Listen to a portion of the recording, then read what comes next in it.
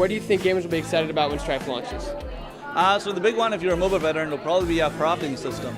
In a lot of MOBAs, if you're playing a caster, only a certain percentage of the item shop is really viable to you, and you have to ignore the rest of it. But with crafting, you can actually replace the components that make up recipe items with alternatives. So for example, if there's an item that lets you slow people when you attack them, and by default it has attack speed in it, you can actually craft out the attack speed, put in some mana, put in some power, and all of a sudden that item is viable on you.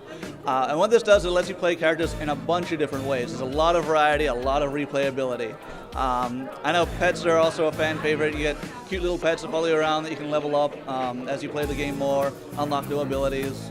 And that and Kratos is a big eye-opener fan favorite. It's seeing that big ape barrel down the lane, headbutt that tower, disable it for you. It's a really exciting, thrilling moment.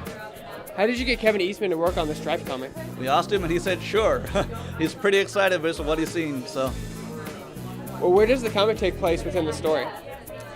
So the comic follows Rook's story, and if you've seen Strife.com, there's a Rook cinematic, Rook trailer on there, and the comic actually takes place as part of that trailer. So if you see the trailer, check out the comic, you'll kind of see how they intertwine, and I don't want to give too many details away because we'll be developing that story as it unfolds.